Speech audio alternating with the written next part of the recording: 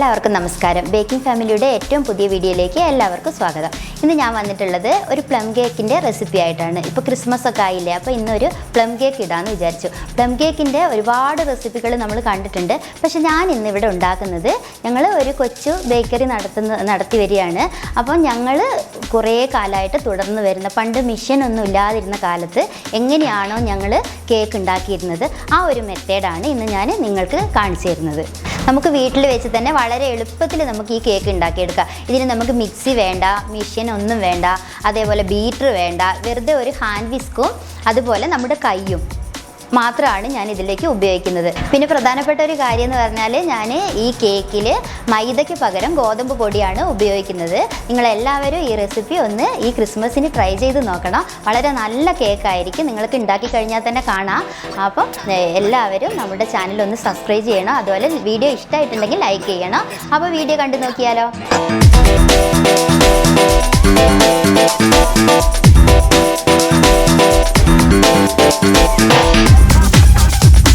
നല്ല സോഫ്റ്റ് ഇല്ലേ ഏട്ടാ കേക്ക്? നല്ല കേക്ക് അല്ലേ? ഈ മെത്തേഡിൽ തന്നെ അടിച്ചാൽ നല്ല കേക്ക്. ഇത് നമ്മൾ 1 കിലോ അളവിൻ്റെ പ്ലം കേക്കാണ് ഇവിടെ ഉണ്ടാക്കാൻ പോകുന്നത്. അപ്പോൾ ഇത്രയും കാലം ഇതിന് മുമ്പ് ഞാൻ ഉണ്ടാക്കിയിരിക്കുന്ന കേക്കൊക്കെ ഇതുപോലെ ഒരു വെയിൻ മെഷീൻ ഉപയോഗിച്ചിട്ട് ഗ്രാം അളവിലായിരുന്നു തൂക്കിയിരുന്നത്. അപ്പോൾ കുറച്ച് കമൻറ്റ് വന്നിട്ടുണ്ടായിരുന്നു, മെഷർമെൻറ്റ് കപ്പിൻ്റെ അളവ് കാണിച്ചു തരുമെന്ന്. അപ്പോൾ ഞാനിവിടെ ഗ്രാം അളവിൽ തൂക്കിയിരിക്കുന്ന എല്ലാ സാധനങ്ങളും ഞാൻ ഇതുപോലെ മെഷർമെൻറ്റ് കപ്പിലേക്ക് ഇട്ടിട്ട് അത് എത്രയുണ്ട് എന്ന് കാണിച്ചു തന്നുകൊണ്ട് നമുക്ക് ഉണ്ടാക്കിയെടുക്കാം. ഞാൻ ആദ്യം ഇവിടെ ഇതുപോലത്തെ കുറച്ച് വലിയൊരു പാത്രം എടുത്തിട്ടുണ്ട്. ഈ പാത്രത്തിലേക്ക് ഞാൻ ഇട്ട് കൊടുക്കുന്നത് 200 ഗ്രാം പഞ്ചസാരയാണ്. 200 ഗ്രാം പഞ്ചസാര. അപ്പോൾ ഇത് ഇപ്പോൾ ഈ കപ്പിലേക്ക് ഇടുകയാണെങ്കിൽ ഒരു 3/4 കപ്പ് പഞ്ചസാര ഉണ്ടാവും. ഈ പഞ്ചസാര നമുക്ക് ഈ പാത്രത്തിലേക്ക് ഇട്ട് കൊടുക്കാം. ഇനി വേണ്ടത് നമുക്ക് 5 മുട്ടയാണ്. 1 കിലോ മൈദയ്ക്കാണ് കേക്ക് ഉണ്ടാക്കുന്നതെങ്കിൽ 20 മുട്ട എന്ന കണക്കിലാണ് ഞങ്ങൾ ഉണ്ടാക്കുക. അപ്പം നമ്മളിവിടെ 1 കിലോൻ്റെ കേക്കാണ് ഉണ്ടാക്കുന്നത്. അപ്പം 200 ഗ്രാം നമ്മൾ ഫ്ലോർ എടുത്തിട്ടുണ്ട്. അപ്പോൾ അതിൽ ഈ ഫ്രൂട്ട് മിക്സും കൂടെ ചേർക്കുന്നത് കൊണ്ട് 200 ഗ്രാം. സാധാരണ കേക്കാണെങ്കിൽ അത് ഒരു 250 ഗ്രാം നമുക്ക് എടുക്കാം. അപ്പം നമ്മൾ ഈ മുട്ട ഈ പഞ്ചസാരയിലേക്ക് അങ്ങ് പൊട്ടിച്ചൊഴിച്ച് കൊടുക്കാം.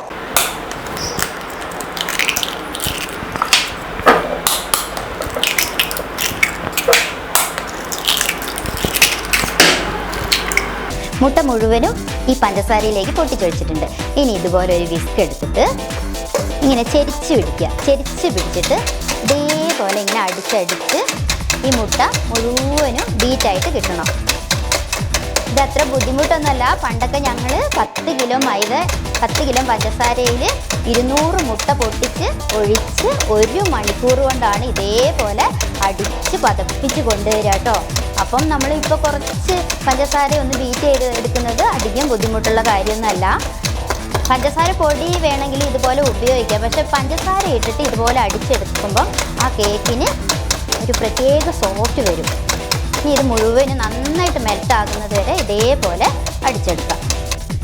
ഇത് കണ്ടോ, ഈ കൺസിസ്റ്റൻസിയിൽ മുട്ട നന്നായിട്ട് പതഞ്ഞു വന്നിട്ടുണ്ട്. പഞ്ചസാരയുടെ തരി ഉണ്ടാവരുത്. തരി ഉണ്ടായ കേക്കിൻ്റെ മുകളിൽ ഇങ്ങനെ ഈ തരി കാണും കേക്ക് ഉണ്ടാക്കി കഴിയുമ്പോൾ.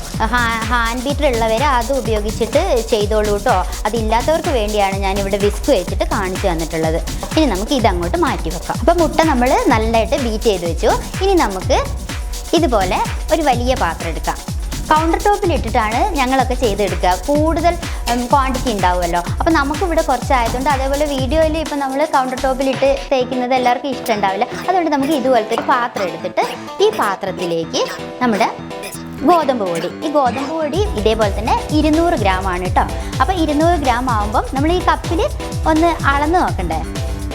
ഒന്ന് അളന്ന് കാണിച്ചു തരാം. കപ്പിലെടുക്കുമ്പം വടിച്ചിട്ടാണ് നമ്മൾ എടുക്കുക. കുത്തി നിറയ്ക്കരുത്. കുത്തി നിറയ്ക്കാതെ ഇങ്ങനെ ഇട്ട് കൊടുക്കണം.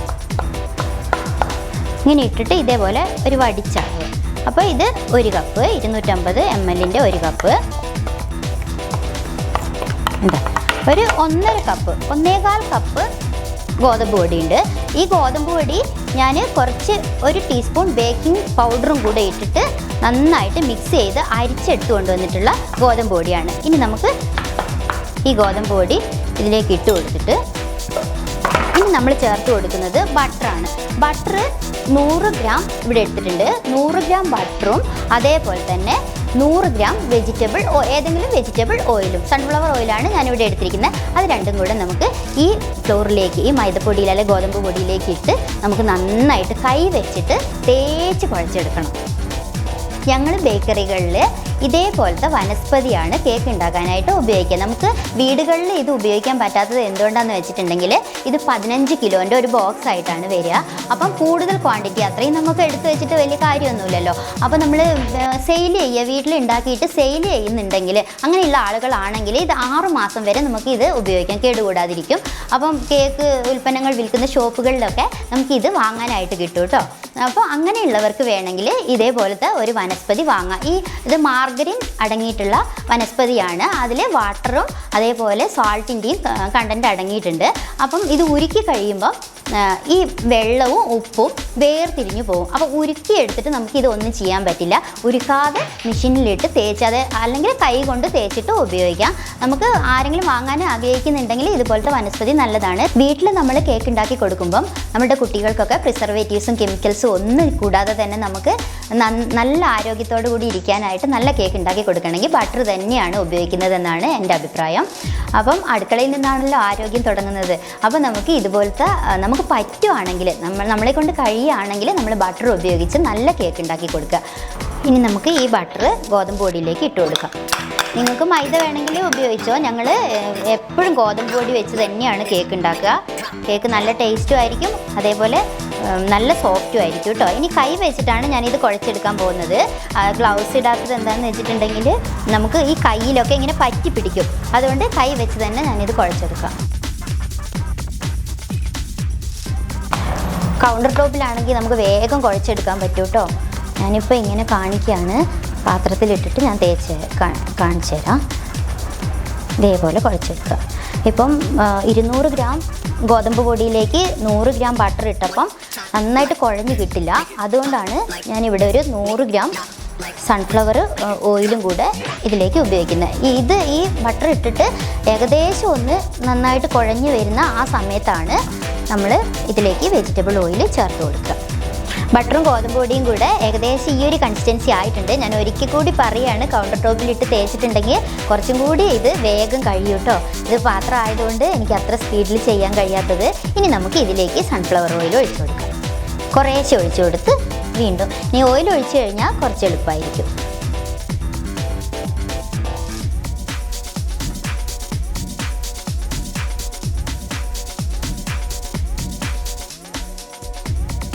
ഈ ഒരു കൺസിസ്റ്റൻസിയിൽ എത്രത്തോളം ക്രീമി പരുവാകാൻ പറ്റുമോ അത്രത്തോളം ക്രീമി പരുവ ആയിക്കോട്ടോ. ഈ ഒരു കൺസിസ്റ്റൻസിയിൽ ഞാനിവിടെ നമ്മുടെ ഈ മിക്സ് തേച്ച് കൊണ്ടുവന്നിട്ടുണ്ട് കേട്ടോ. ഇനി നമുക്ക് ഇതങ്ങോട്ട് മാറ്റി വെക്കാം. ഇനി നേരത്തെ നമ്മൾ അടിച്ചു വെച്ചിരിക്കുന്ന ആ മുട്ടയുടെ മിക്സ് എടുക്കാം.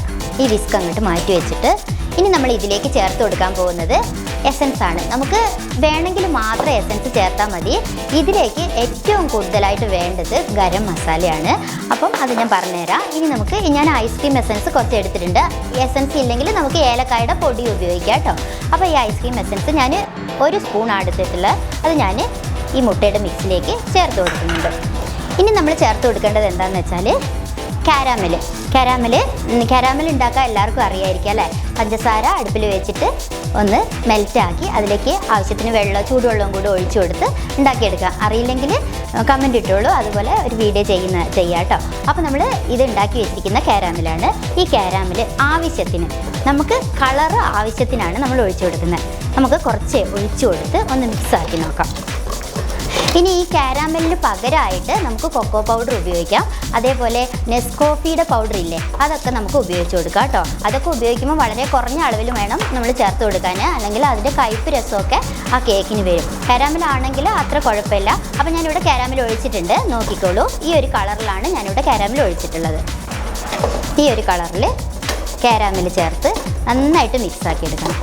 എസൻസും കാരാമലും കൂടെ കളർ എല്ലായിടത്തും വരുന്ന രീതിയിൽ മിക്സാക്കി എടുക്കാം. ഈ നമ്മൾ ഈ കേക്കിലേക്ക് ചേർത്ത് കൊടുക്കുന്നത് ഫ്രൂട്ട് മിക്സ് ആണ് കേട്ടോ. ഈ ഫ്രൂട്ട് മിക്സ് ഉണ്ടാക്കുന്ന ഒരു വീഡിയോ ഞാൻ വളരെ ഡീറ്റെയിൽ ആയിട്ട് ഇട്ടിട്ടുണ്ട് നമ്മുടെ ചാനലിൽ. അതൊന്ന് കണ്ടു നോക്കണം നിങ്ങളെല്ലാവരും. എങ്ങനെയാണെന്നുള്ളത് വളരെ വ്യക്തമായിട്ട് ഞാൻ അതിൽ പറഞ്ഞിട്ടുണ്ട്. ഇതെന്ന് പറഞ്ഞാൽ നമുക്ക് ആവശ്യമുള്ള ഡ്രൈ ഫ്രൂട്ട്സ്, അതായത് മുന്തിരി, ഈന്തപ്പഴം, ചെറി, അങ്ങനെയുള്ള ഫ്രൂട്ട്സ്, പിന്നെ ക്യാൻഡി ഫീല്, ജിഞ്ചർ ഫീല്, ഇതൊക്കെ ഇതിൽ ഉപയോഗിച്ചിട്ടുണ്ട്. അതേപോലെ ജാം, പഞ്ചസാര, ഇതെല്ലാം കൂടി മിക്സ് ആക്കി എടുത്തിട്ടുള്ളതാണ്. അതിൽ നമ്മുടെ ഈ ഗരം മസാലപ്പൊടിയും കൂടെ ചേർത്ത് കുറച്ച് നാൾ മുമ്പേ നമ്മൾ ഈ മിക്സ് ഉണ്ടാക്കി വെക്കും. എന്നിട്ട് അന്ന് നല്ല സോഫ്റ്റായിട്ട് നമ്മൾ കേക്ക് ഉണ്ടാക്കുമ്പോഴേക്ക് ഇതിടാൻ വേണ്ടി നല്ല സോഫ്റ്റായിട്ട് വരാനാണ് വളരെ മുമ്പ് തന്നെ നമ്മളിത് ഉണ്ടാക്കി വെക്കുന്നത്. അങ്ങനെ ഉണ്ടാക്കി വെച്ചിട്ടുള്ള മിക്സാണിത്. ഞാൻ ഈ മിക്സും കൂടെ നമ്മുടെ കേക്കിൻ്റെ ഈ ബാറ്ററിലേക്ക് ഇട്ട് കൊടുക്കുകയാണ്. ഈ മിക്സ് മുഴുവനും നമുക്ക് ഈ ബാറ്ററിലേക്ക് ഇട്ട് കൊടുക്കാം. ഈ മിക്സ് ഇട്ട് കൊടുക്കുമ്പം നമ്മൾ എത്രയാണോ മൈദ എടുത്തത്, അതേപോലെ എത്രയാണോ പഞ്ചസാര എടുത്തത്, അത്ര തന്നെയായിരിക്കണം ഈ ഫ്രൂട്ട്സിൻ്റെ തൂക്കവും. അപ്പോൾ 200 ഗ്രാമാണ് ഞാനിവിടെ ഈ മിക്സും കൂടെ എടുത്തിട്ടുള്ളത്. ഇനി മിക്സും കൂടെ ഇട്ട് ഇതിൽ നന്നായിട്ട് എടുക്കുക. ഇപ്പം ഈ മിക്സിൻ്റെ കൂടെ ഞാൻ ഗരം മസാല നേരത്തെ ചേർത്തിട്ടുണ്ട്. ഇനി നമുക്ക് ഒരു ടീസ്പൂൺ ഗരം മസാല കൂടി നമുക്ക് ഈ മിക്സിലേക്കൊന്ന് ചേർത്ത് കൊടുക്കാം. നന്നായിട്ട് അടച്ചു വെക്കണം. ഈ മസാല തുറക്കുമ്പോൾ തന്നെ ഭയങ്കര ഒരു മണമാണ് കേട്ടോ. ഇത് എന്തെന്നാന്ന് വെച്ചിട്ടുണ്ടെങ്കിൽ കറുവപ്പട്ട, ഗ്രാമ്പു, അതേപോലെ തന്നെ ഏലക്കായ, പിന്നെ ജാതിക്ക, ഇത്രയും സംഭവങ്ങൾ 4 സ്പൈസസ് കൂടി ചേർത്ത്. അതിൽ കറുവപ്പട്ട എടുക്കുന്നതിൻ്റെ നേർപകുതിയാണ് ഗ്രാമ്പു എടുത്തിട്ടുള്ളത്. ഗ്രാമ്പു കൂടി പോകരുത്, ബാക്കിയെല്ലാം ഒരേ അളവിൽ എടുക്കുക. അങ്ങനെ പൊടിച്ച് വെച്ചിട്ടുള്ളതാണ്. ഈ മസാല ഞാൻ ഒരു ടീസ്പൂണ് ഞാൻ ഈ കേക്കിൻ്റെ ബാറ്ററിലേക്ക് ഇപ്പോൾ ഇട്ട് കൊടുക്കുന്നുണ്ട്. ഇവിടെ ഫ്രൂട്ട്സിൻ്റെയും നട്ട്സിൻ്റെയും ഒക്കെ മിക്സ് ഇട്ടിട്ട് ഞാൻ നന്നായിട്ട് ഇതേപോലെ ഇളക്കി കൊടുക്കണം. അല്ലെങ്കിൽ അവിടെ ഇങ്ങനെ കട്ട പിടിച്ചിരിക്കും. ഇളക്കി കൊടുത്ത് അതിന് ശേഷം നമ്മൾ നേരത്തെ മിക്സാക്കി വെച്ചില്ലേ, ഈ മിക്സ് ഈ കേക്കിലേക്ക് അങ്ങ് ഇട്ട് കൊടുക്കാം. ഇത് മുഴുവൻ ഇട്ട് കൊടുത്ത് പിന്നെ പതുക്കെ തട്ടി കൊടുക്കണം. പിന്നെ അമിതമായിട്ട് നമ്മൾ പ്രസ് ചെയ്തിട്ട് ഇതടിക്കാൻ പാടില്ല. പതുക്കെ തട്ടി നമ്മൾ ഇതിലേക്ക് അങ്ങോട്ട് മിക്സാക്കി കൊടുക്കാം. ഇങ്ങനെ മിക്സാക്കി എടുക്കാം. ഈ മൈദയോ ഗോതമ്പ് പൊടിയോ ചേർത്ത് കഴിഞ്ഞാൽ പിന്നെ നമ്മൾ ഒരുപാട് അങ്ങോട്ട് അടിച്ചെടുക്കരുത് കേട്ടോ. ഇതേപോലെ മിക്സാക്കി എടുക്കാം. നമ്മുടെ സാധാരണ കേക്കൊക്കെ കുറച്ച് ലൂസായിട്ടാണ് ഇരിക്കുക. അപ്പം പ്ലം കേക്ക് ആകുമ്പോൾ കുറച്ച് തിക്കായിട്ടുള്ള ഒരു കൺസിസ്റ്റൻസി ആയിരിക്കും ഉണ്ടാവുക. ഇതിൽ ഫ്രൂട്ട്സൊക്കെ അല്ലെങ്കിൽ ആ ഫ്രൂട്ട്സ് അങ്ങ് കേക്കിൻ്റെ അടിഭാഗത്തേക്ക് അങ്ങ് ഇറങ്ങിപ്പോകും. അപ്പം മുഴുവനും എല്ലാ ഭാഗത്തും ഫ്രൂട്ട്സ് നിൽക്കാൻ വേണ്ടിയിട്ട് ഈ ഒരു കൺസിസ്റ്റൻസിയിലുള്ള ബാറ്ററാണ് നമ്മൾ ചെയ്തെടുക്കുക. 1 കിലോയുടെ ഒരു കേക്കിൻ്റെ മോൾഡ് ഞാനിവിടെ എടുത്ത് വെച്ചിട്ടുണ്ട്. അതിൻ്റെ ഉള്ളിലും സൈഡ് ഭാഗത്തൊക്കെ ബട്ടർ പേപ്പർ ഇട്ട് വെച്ചിട്ടുണ്ട്. ഇനി നമുക്ക് ഈ മോൾഡിലേക്ക് നമ്മുടെ ബാറ്റർ ഒഴിച്ചു കൊടുക്കാം. ബാറ്റർ കുറേശ്ശെയായിട്ട് ഈ മോൾഡിലേക്കും ഒഴിച്ചു കൊടുക്കാം. ഒത്തിരി നിറഞ്ഞു പോകരുത്. ഒരു പകുതി ഭാഗം മാത്രമേ നമ്മുടെ ഈ കേക്കിൻ്റെ ബാറ്റർ ഒഴിച്ചു കൊടുക്കാൻ പാടുള്ളൂ. അല്ലെങ്കിൽ മുകൾ ഭാഗമൊക്കെ അങ്ങ് പൊട്ടിയിട്ട് കേക്ക് കാണാനൊരു ഭംഗിയില്ലാതായിപ്പോവും. അപ്പോൾ 1/2 കിലോൻ്റെ ടിന്നിലൊക്കെ കൊണ്ടുപോയിട്ട് 1 കിലോ ബാറ്റർ ഒഴിക്കരുത്. എത്ര കേക്കാണോ ഉണ്ടാക്കുന്നത് അതിനനുസരിച്ചിട്ടുള്ള മോൾഡ് തന്നെ നമ്മൾ സെലക്ട് ചെയ്യണം കേട്ടോ. മുഴുവനും അടിച്ച് നമുക്ക് ഈ ബാറ്റർ ഇതിലേക്ക് അങ്ങോട്ട് ഒഴിച്ചെടുക്കാം. മുഴുവൻ ബാറ്ററും ഞാൻ ഈ ടിന്നിലേക്ക് ഒഴിച്ചിട്ടുണ്ട്. ഇപ്പം ഇതിൻ്റെ ഒരു അരഭാഗമൊക്കെ ഈ ബാറ്റർ ഉള്ളൂ കേട്ടോ. ഇനി നമുക്ക് ഇതൊന്നിങ്ങനെ തട്ടി കൊടുക്കാം. എയർ ബബിൾസൊക്കെ പോകാൻ വേണ്ടിയിട്ട് നന്നായിട്ടൊന്ന് തട്ടി കൊടുക്കാം. അതിന് ശേഷം നമുക്ക് കാഷ്നട്ടും അതുപോലെ ബദാമും ഒക്കെ ഇട്ടിട്ട് ഇതിൻ്റെ മുകൾ ഭാഗം ഡെക്കറേറ്റ് ചെയ്യുക. ചിലർ പറയുന്നത് കേട്ടിട്ടുണ്ട് ഈ കാഷ്നട്ട് വെക്കുമ്പോൾ അതങ്ങോട്ട് താണു പോകുന്നത്. അത് ഈ ബാറ്ററിന് ലൂസ് കൂടിയതുകൊണ്ടാണ് അങ്ങനെ ആവുന്നത്. ഇതിപ്പോൾ അങ്ങനെ ലൂസൊന്നുമില്ല. അപ്പോൾ നമുക്ക് ഇതേപോലെ അങ്ങ് വെച്ച് നന്നായിട്ട് ഡെക്കറേറ്റ് ചെയ്തെടുക്കാം. ചുറ്റും വെച്ച് ഉള്ളിൽ ഇതേപോലെ കാഷ്നട്ടൊക്കെ ഒരുപാട് ഇട്ടിട്ടുണ്ട്. ഇനി മുകളിൽ കാണാനുള്ള ഭംഗിക്ക് വേണ്ടിയിട്ടാണ് ഇതേപോലെ അങ്ങ് ഇട്ട് കൊടുക്കുന്നത്.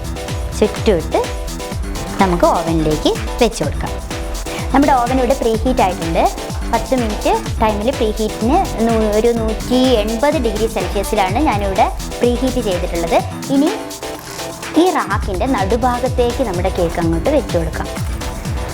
വെച്ച് കൊടുത്ത് ടോപ്പ് പതുക്കെ അടച്ചതിന് ശേഷം 45 മിനിറ്റാണ് ഞാനിവിടെ കേക്ക് ബേക്ക് ആവാനായിട്ട് ടൈം വെച്ച് കൊടുക്കുന്നത്. 45 മിനിറ്റ് ടൈം വെച്ച് കൊടുക്കാം.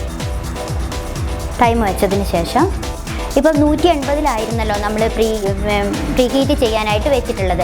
അത് നമുക്ക് കുറച്ചിട്ട് ഒരു 175, 170 വരെ വെച്ച് കൊടുക്കണം. പ്ലം കേക്ക് ആയതുകൊണ്ട് വേവ് കുറച്ച് കൂടുതലായിരിക്കും. സാധാരണ ബട്ടർ കേക്ക് പോലെ അത്ര പെട്ടെന്ന് ഇത് വെന്ത് കിട്ടില്ല. എന്തായാലും ഒരു 45 മിനിറ്റ് സമയം ഏകദേശം എടുക്കും. 2 കിലോ 1.5 കിലോയുടെ കേക്കൊക്കെ ആണെങ്കിൽ 1 മണിക്കൂർ സമയം തന്നെ ബേക്കായിട്ട് വരാനെടുക്കും. അപ്പോൾ ഒരു സ്ലോ കുക്കിങ്ങിൽ ഈ കേക്ക് ഇവിടെ ബേക്കാവട്ടെ.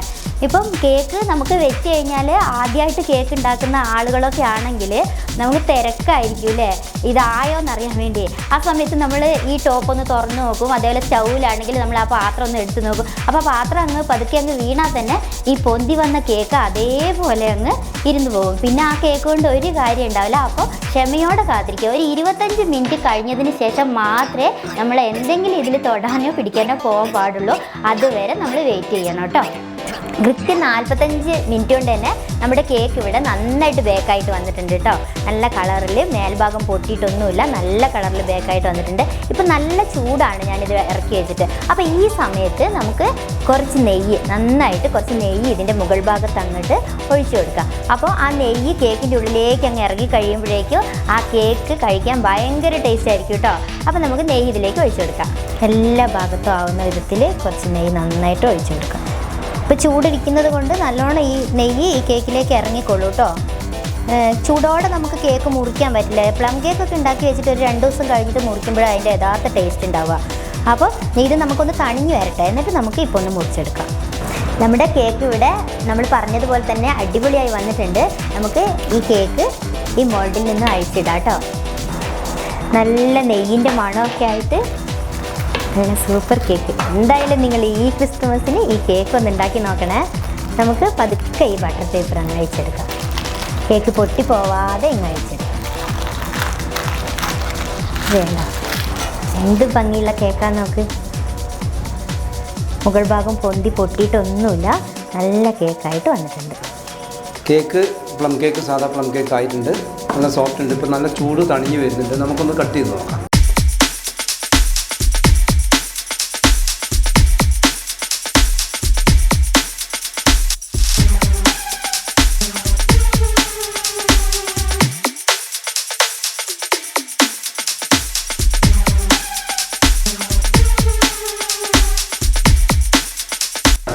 നല്ല സോഫ്റ്റ് ഇല്ലേ ഏട്ടാ കേക്ക്? നല്ല സോഫ്റ്റ് ഉണ്ട്, കുഴപ്പമില്ല. നല്ല കേക്ക് അല്ലേ?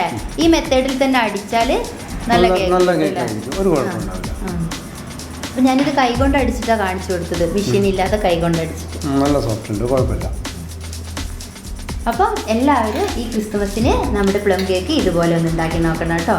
ഇനി ഞങ്ങൾ വരുന്നത് അടുത്തത് ഒരു വൈറ്റ് പ്ലമ്മിൻ്റെ വീഡിയോ ആയിട്ടായിരിക്കും.